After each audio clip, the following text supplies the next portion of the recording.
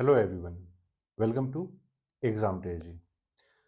आज के इस वीडियो में हम लोग एनालाइज करने वाले हैं जो आपका H U Q P M A political science या M A international relation M A politics, इसका जो क्वेश्चन पेपर था उसी के क्वेश्चन पेपर को हम लोग एनालाइज करने वाले हैं और देखने वाले हैं कि किस टॉपिक से किस तरीके से क्वेश्चंस पूछे गए थे, कितना वेटेज था, डिफिकल्टी लेवल किस तरीके का था।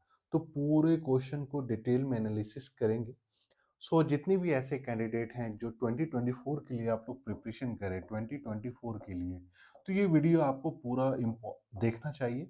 यहाँ पे आपको पता चल जाएगा जो आप जिस भी एंट्रेंस एग्जाम की प्रिपरेशन कर रहे हैं, जिस भी यूनिवर्सिटीज के लिए प्रिपरेशन कर रहे हैं, तो सीयूटी का जो एग्जामिनेशन का जो पैटर्न है, टॉपिक वाइज डिफिकल्टी लेवल है, किस किस टाइप ऑफ क्वेश्चंस पूछे जाते हैं, उस सब चीज के बारे में आपको बताया जाएगा।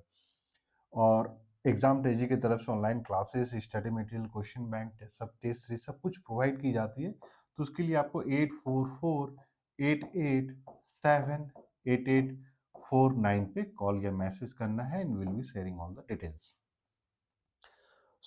सबसे पहले अब देख लेते हैं जो ओवरऑल क्वेश्चन पेपर था। तो जैसा कि आप जानते हैं जो जितना भी आपका यहाँ पे आप जो टॉपिक्स है यहाँ पे, जैसे बुक्स एंड ऑथर्स है, इसको सेपरेट टॉपिक के रूप में नहीं दिया गया है, लेकिन बुक्स एंड ऑथर से हर एक साल जो है क्वेश्चंस पूछे जाते हैं। तो उसी चीज को हम लोगों ने यहाँ पे मेंशन कर दिया है। तो टोटल जो आपके पॉलिटिकल साइंस या जो डोमेन स्पेसिफिक क्वेश्चंस होते हैं, जो 75 क्वेश्चंस होते हैं, तो सबसे पहला चीज ये देखना है कि कौन सा ऐसे टॉपिक है जिससे सबसे ज्यादा क्वेश्चंस निकल कर आते हैं। तो इस चीज को जब आप देखिएगा तो इंडियन पॉलिटी एंड गवर्नेंस, इसका जो है एक हाईएस्ट वेटेज रहा है। ये चीज हम लोग ने 2020 के भी क्वेश्चन 2022 के भी पेपर में देखा था कि इंडियन पॉलिटी एंड गवर्नेंस का सबसे ज्यादा क्वेश्चन पूछा गया था, और यहाँ पे भी हम लोगों ने देखा कि इंडियन पॉलिटी एंड गवर्नेंस में सबसे ज्यादा क्वेश्चन पूछे गए हैं। तो इंडियन पॉलिटी एंड गवर्नेंस में जो 20 क्वेश्चन पूछे हैं, तो एवरीथिंग रिलेटेड टू, इसमें आपके कॉन्स्टिट्यूशंस भी आ जाते हैं, या अबाउट द ऑर्गेनाइजेशन, द जो आपके गवर्नमेंट ऑफ इंडिया के ऑर्गेनाइजेशन उसको भी हम लोगों ने मेंशन कर दिया है आपके इंडियन पॉलिटी एंड गवर्नेंस में। नेक्स्ट जो सबसे इंपॉर्टेंट टॉपिक हो जाती है वो है पॉलिटिकल थ्योरी। पॉलिटिकल थ्योरी से इस बार जो टोटल आपके 12 क्वेश्चंस पूछे गए थे। नेक्स्ट आ जाता है वेस्टर्न पॉलिटिकल थिंकर्स। तो वेस्टर्न पॉलिटिकल थिंकर्स से आपके 10 क्वेश्चन पूछे गए थे। इंटरनेशनल रिलेशन से आपके 12 क्वेश्चंस पूछे गए थे। अब इंटरनेशनल रिलेशन से जो आपके 12 क्वेश्चन पूछे गए थे, इसमें थ्री डिफरेंट, एक तो आपका थ्योरी जो पार्ट हो जाता है, जो आईआर के थ्योरीज है वो भी इसी में इंक्लूड कर दिया गया है। इंटरनेशनल ऑर्गेनाइजेशंस जो हो जाते हैं, फॉर एग्जांपल यूनाइटेड नेशंस हो जाता है, हम लोगों ने देखा है कि इस बार यूरोपियन यूनियन से क्वेश्चन पूछ लिया गया था, या फिर इंटरनेशनल कोर्ट ऑफ जस्टिस के बारे में क्वेश्चन पूछ लिया गया था। तो उसको भी हम लोगों ने इसी में इंक्लूड कर दिया गया है। जैसे एक बार पूछ दिया गया इस बार कि साउथ एशियन यूनिवर्सिटी कहाँ पे लोकेटेड है। तो इस तरीके से क्वेश्चंस जो है इस बार पूछे गए हैं। तो 12 क्वेश्चन टोटल इंटरनेशनल रिलेशन से आपके पूछे गए थे। कॉम्परेटिव गवर्नमेंट एंड पॉलिटिक्स से आपके टोटल 7 क्वेश्चन पूछे गए थे। वहीं अगर हम लोग इंडियन पॉलिटिकल थॉट की बात करते हैं, तो इसमें इंडियन पॉलिटिकल थॉट में हम लोगों ने कॉन्टेम्परेरी जो पॉलिटिकल साइंटिस्ट हैं, फॉर एग्जांपल अतुल कोहली, तो उससे जो रिलेटेड क्वेश्चन पूछे गए थे। तो आईपीटी से आपके 6 क्वेश्चन हो गए।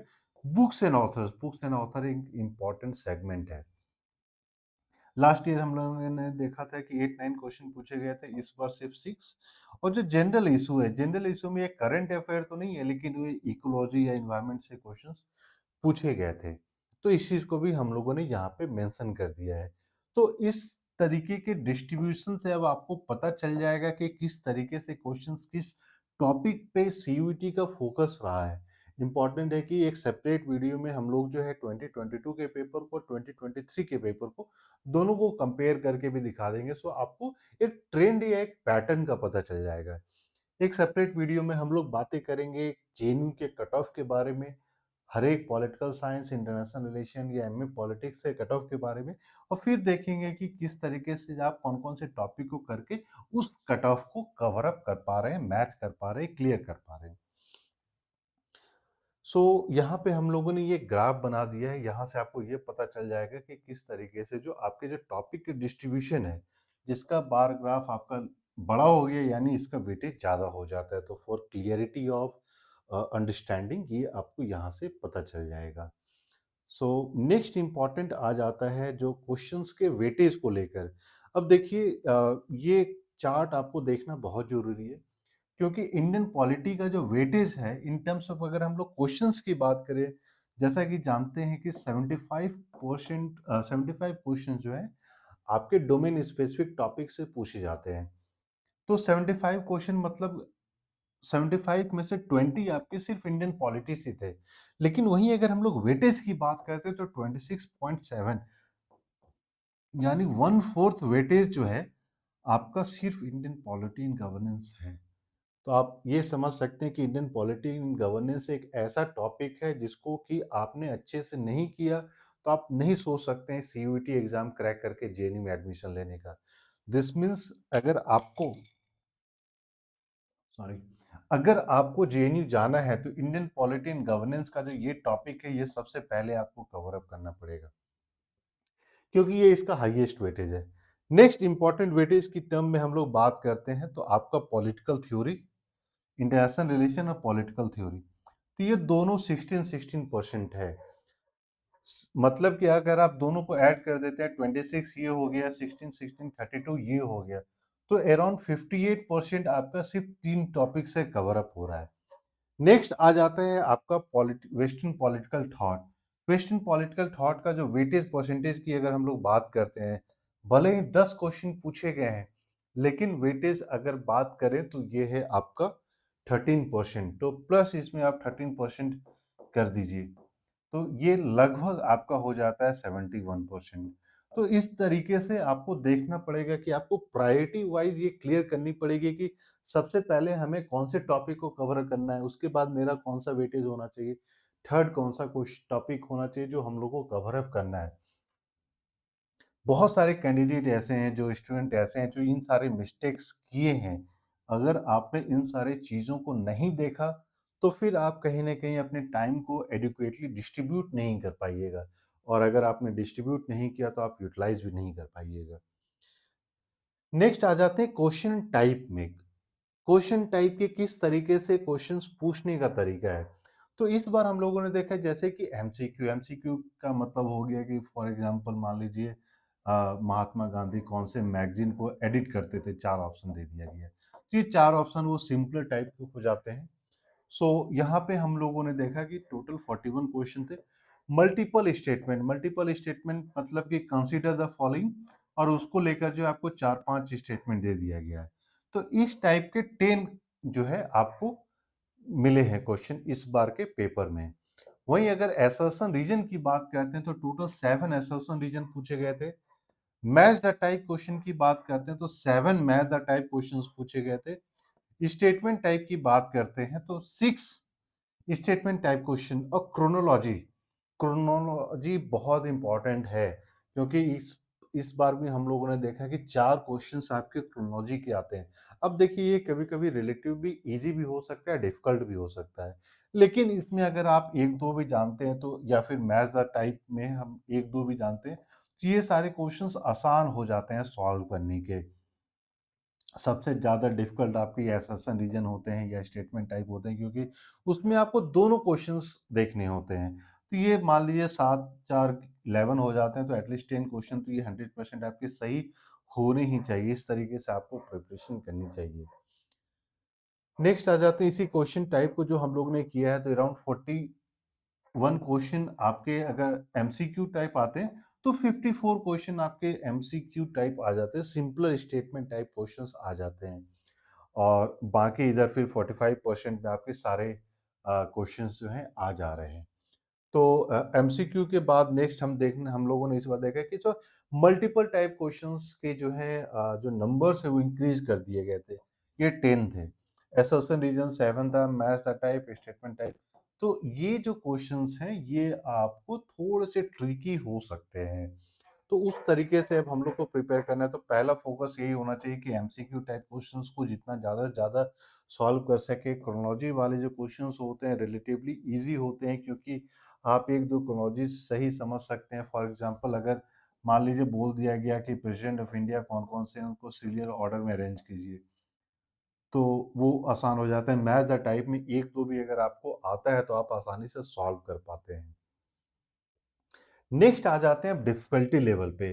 तो इस बार हम लोगों ने देखा कि अगर जेएनयू का कट ऑफ लें या ओवरऑल मार्क्स जो स्कोर हुआ है सीयूटी में, वो थोड़ा-सा कम हुआ है। अब कम इसलिए भी हुआ है क्योंकि डिफ़िकल्टी लेवल थोड़ी-सी आपकी इंक्रीज़ हो गई थी।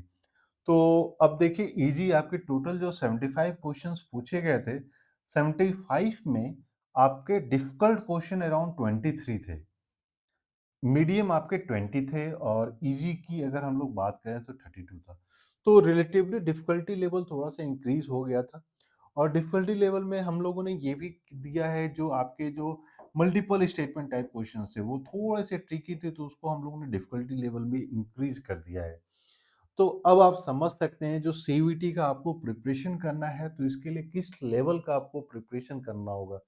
क्योंकि 43 क्वेश्चन यानी मोर देन आपके जो है 50% क्वेश्चंस जो हैं हायर डिफिकल्टी लेवल के हैं इन द सेंस कि मीडियम में बहुत सारे क्वेश्चंस ऐसे हम लोगों ने रखा है जिसको कि कुछ स्टूडेंट सॉल्व कर पाएंगे, कुछ नहीं कर पाएंगे। लेकिन डिफिकल्ट ऐसे हैं जिसमें कि ये नहीं है कि कोई नहीं सॉल्व कर पाएगा, वो क्वेश्चन का अच्छा स्टैंडर्ड है। लेकिन 32 क्वेश्चन जो ऐसे हैं इसमें 32 में कम से कम जिन लोगों ने भी एग्जाम दिया है अगर आपका ऐसा नहीं क्रैक नहीं हुआ तो इन सारे 32 में आपको कम से कम 25 क्वेश्चंस तो सॉल्व करनी ही करनी चाहिए थे। सो एक हाँ जो पीडीएफ हम लोग ने सेपरेट जहाँ क्वेश्चन को टैग किया है कि कौन सा डिफिकल्ट है कौन सा इजी है वो पीडीएफ भी हम लोग अलग से शेयर कर देंगे। सो आपको समझ में आ जाएगा कि किस तरीके से आप जो है कैटेगराइज कर सकते हैं। सो वहीं अगर परसेंटेज की टर्म में बात करें तो अराउंड 42% क्वेश्चन आपका इजी था, 26% आपका मीडियम डिफिकल्ट था और हाईयर डिफिकल्टी लेवल में 33% था। यानी इस बार डिफिकल्टी जो नंबर ऑफ क्वेश्चन जो ज़्यादा डिफिकल्ट थे, मीडियम से आपके थोड़े से ज़्यादा थे। तो in terms of medium questions आपके सिर्फ 20 थे, लेकिन जो हाईयर डिफिकल्टी लेवल के क्वेश्चंस थे वो 23 थे। अब यहाँ पे हम लोगों ने क्या किया है कि टॉपिक वाइज कितने ऐसे क्वेश्चंस थे जो डिफिकल्ट थे, इजी थे, वो हम लोगों ने डिस्ट्रीब्यूट कर दिया है कि इससे भी आपको पता चल जाएगा कि कौन सा ऐसा टॉपिक है जिससे ज्यादा डिफिकल्ट क्वेश्चंस पूछे जाते हैं। तो इंडियन पॉलिटी एंड गवर्नेंस की अगर हम लोग बात करें तो टोटल आपके जो 20 क्वेश्चंस पूछे गए थे उसमें 12 तो आपके क्वेश्चन इजी थे और 3 ही ऐसे थे जो हाईएस्ट डिफिकल्टी लेवल के थे और मीडियम में आप 5 आ जाते हैं। वहीं पॉलिटिकल थ्योरी की अगर हम लोग बात करते हैं, पॉलिटिकल थ्योरी में टोटल आपके 12 क्वेश्चन पूछे गए थे।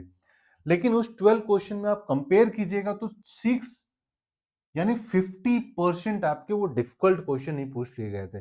तो अब आपको क्लियर हो गया कि पॉलिटिकल थ्योरी पे किस तरीके से प्रिपरेशन करनी है। डिफिकल्टी लेवल हाइयर होता है। वहीं अगर हम लोग वेस्टर्न पॉलिटिकल थॉट की बात करते हैं टोटल 10 क्वेश्चन तो अगेन 50% जो है आपके ज्यादा डिफिकल्ट क्वेश्चन पूछे गए थे। सो अब आप समझ सकते हैं कि अगर आपको प्रिपरेशन करनी है तो पॉलिटिकल थ्योरी में ज़्यादा समय देना होगा, वेस्टर्न पॉलिटिकल थॉट में ज़्यादा समय देना होगा। जैसे कि अगर हम लोग इंटरनेशनल रिलेशन की बात करते हैं तो 12 क्वेश्चन पूछे गए थे, लेकिन उसमें 7 आपके ईजी क्वेश्चन थे। जो ज़्यादा डिफिकल्ट क्वेश्चन थे उसमें सिर्फ 2 ही ऐसे थे जो बहुत ज़्यादा डिफिकल्ट क्वेश्चन थे। वहीं अगर कॉम्पिटिटिव गवर्नमेंट एंड पॉलिटिक्स की बात करते हैं तो टोटल 7 क्वेश्चन में अगेन 3 क्वेश्चन आपके डिफिकल्ट थे, 2 आपके मीडियम डिफिकल्टी लेवल का था और 2 इजी था। इंडियन पॉलिटिकल थॉट की बात करते हैं तो अगेन 6 में से 2 आपका डिफिकल्ट था। बुक्स एंड ऑथर्स की बात करते हैं तो इसमें इजी थे रिलेटिवली, जनरल इश्यूज ये आपके इजी ही थे। यानी ऐसे जितने टॉपिक्स हैं जिनका डिफिकल्टी लेवल हाइयर है तो उसमें आपका आ जाएगा political theory, western political thought, आपका आ जाएगा कॉम्परेटिव गवर्नमेंट एंड पॉलिटिक्स। वहीं इंडियन पॉलिटिकल थॉट की भी बात करें तो ये भी आपका डिफिकल्टी लेवल पे। तो 4 ऐसे टॉपिक हैं जहां से आपके डिफिकल्टी लेवल ज्यादा है। आप इंडियन पॉलिटिक्स एंड गवर्नेंस देखिएगा तो इसका डिफिकल्टी लेवल थोड़ा सा लो था। यानी ये जो आपका क्रॉस सेक्शन बन रहा है political theory and western political thought, मतलब इनका वेटेज भी ज्यादा है, डिफिकल्टी लेवल भी ज्यादा है। तो अब आपको समझ में आ गई होगी कि किस तरीके से प्रिपरेशन करनी है। तो जो भी स्टूडेंट जो 2024 में आप लोग एग्ज़ाम देने वाले हैं, इस तरीके से आपको क्वेश्चन पेपर को एनालाइज़ करना पड़ेगा, तभी आपके लिए क्लियर हो पाएगा कि आपका प्रिपरेशन किस लेवल का होना चाहिए। आपको क्लियर हो जाएगा इस चार्ट से कि कौन-सा ऐसा टॉपिक है जिसका वेटेज भी ज़्यादा है, डिफिकल्ट क्वेश्चंस भी ज़्यादा पूछे जाते हैं। इसी को अगर हम लोग मान लीजिए इस चार्ट के थ्रू देखेंगे, यहाँ पे आप देखिए जैसे आपका येलो आपका डिफिकल्ट है, तो पॉलिटिकल थ्योरी में आप देखिएगा कि ये आपका बड़ा है, वेस्टर्न पॉलिटिकल थॉट में ये येलो वाला बार बड़ा है, कंपैरेटिव पॉलिटिक्स में अगेन येलो वाला बार ग्राफ है, इंडियन पॉलिटिकल थॉट में आप देखिएगा मीडियम और डिफिकल्ट ज़्यादा बड़ा है। तो एक ही ऐसा टॉपिक है जो आपका इंडियन पॉलिटी इन गवर्नेंस, जहाँ पे आपका वेटेज ज़्यादा है, लेकिन ईज़ी क्वेश्चन ज़्यादा पूछे जा रहे हैं। इसलिए मैंने आपको स्टार्टिंग में ही बोला था, सीयूईटी एग्ज़ाम क्रैक करना है तो इंडियन पॉलिटी मस्ट है। क्यों? क्योंकि इसका वेटेज ज़्यादा है लेकिन आसान क्वेश्चंस पूछे जा रहे हैं। यानी अगर 20 पूछा जा रहा है तो इसमें कम से कम आपको 18-19 तो सॉल्व करना ही पड़ेगा, सो दैट कि आप ये डिफिकल्ट क्वेश्चंस जो हैं उन सबको कॉम्पेंसेट कर पाएँ। अगर आप इसमें 20 में से मान लीजिए 8-9 ही सॉल्व कर पा रहे हैं, तो यहाँ से फिर जब डिफिकल्टी लेवल क्वेश्चंस की इंक्रीज़ हो जाती है, तब आप कैसे पूछिएगा कीजिएगा काम। इंटरनेशनल रिलेशन यहाँ से भी आपके 12 क्वेश्चन पूछे गए थे। 12 में कम से कम आपको 10 क्वेश्चन तो सॉल्व करने ही चाहिए होंगे। तभी आप जो है सोच सकते हैं बुक्स एंड ऑथर्स में भी रिलेटिवली अगर मान लीजिए 6 क्वेश्चन पूछे गए हैं तो कम से कम 5 तो ऐसे होने चाहिए या 4 ऐसे होने चाहिए जो आप सॉल्व कर पा रहे हो। तभी आप सोच सकते हैं कि जेएनयू जैसे इंस्टीट्यूशन में आपको एडमिशन मिल पाएगा। तो ये बहुत ही इम्पोर्टेंट है, इस वीडियो को आप देखिए, एनालाइज़ कीजिए।